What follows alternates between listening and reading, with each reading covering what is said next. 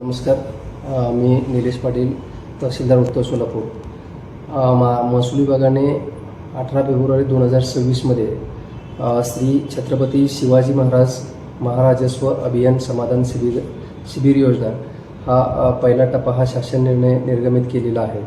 सदर शासन निर्णयाच्या अनुषंगाने मंडळ स्तरावरती उत्तर सोलापूर तालुक्यातील मंडळ स्तरावरती कॅम्पचं आयोजन केलेलं आहे.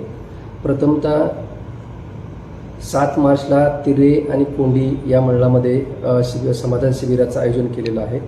त्यानंतर 14 मार्चला वडाळा आणि मार्डी या मंडळ स्तरावरती कॅम्पचं आयोजन केलेलं आहे. 10 एप्रिलला बाळे आणि शिळगी या मंडळ स्तरावरती कॅम्पचं आयोजन केलेलं आहे.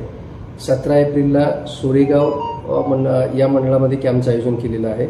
आणि पुढच्या ज्या मेमधील 2 तारखा आहेत, 8 मेला सोलापूर नागरी भागातील जे मंडळ आहे कसबे सोलापूर त्या ठिकाणी कॅम्पचं आयोजन केलेलं आहे.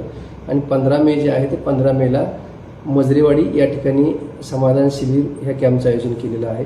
प्रथम टप्प्यामध्ये 7 मार्चला कोंडी आणि तिरे या मंडळामध्ये कॅम्पचं समाधान शिबिराचं जे आयोजन केलेलं आहे त्या कॅम्पच्या अनुषंगाने मी कोंडी मंडळमध्ये येणारे जे गावं आहेत, प्राधान्यानं बीबी दारपळ, कोंडी, पाखणी, शिवणी, केगाव, शिवाजीनगर या सर्व नागरिकांनी त्या ठिकाणी जे कोंडीमध्ये जिल्हा परिषद शाळा या ठिकाणी जो कॅम्प किंवा समाधान शिबिर होते त्या ठिकाणी आपण त्या जो 7 मार्चला सकाळी 10 ते 5 या वेळेमध्ये जो कॅम्प होणार आहे त्या कॅम्पचा आपण सर्वांनी लाभ घ्यावा.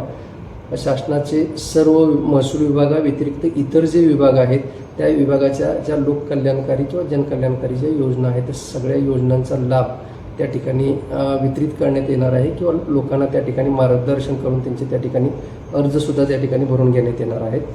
तदनंतर त्याच दिवशी 7 मार्चला दुसरं मंडळ उत्तर सोलापूर तालुक्यातील तिरे या मंडळामध्ये सुद्धा सकाळी 10 ते सायंकाळी 5 या वेळेमध्ये समाधान शिबिर कॅम्पचं आयोजन केलेलं आहे. सदर मंडळातील डोणगाव, तेलगाव, बेलाटी, कवटे, देगाव, बसवेश्वरनगर, तिरे आणि हिरज या गावातील तिरे मंडळातील ही जी सांगितलेली गावं आहेत त्या नागरिकांसाठी तिऱ्यामध्ये कॅम्पचं समाधान शिबिर कॅम्पचं आयोजन केलेलं आहे. त्या कॅम्पसाठी सुद्धा माझी संबंधित मंडळातील नागरिकांना विनंती आहे की आपण मोठ्या संख्येनं सदर कॅम्पसाठी उपस्थित राहावं आणि शासनाचे जे वेगवेगळे विभाग आहेत त्या वेगवेगळ्या विभागाच्या वेगवेगळ्या ज्या योजना आहेत त्या योजनांचा आपण त्या ठिकाणी लाभ घ्यावा. धन्यवाद.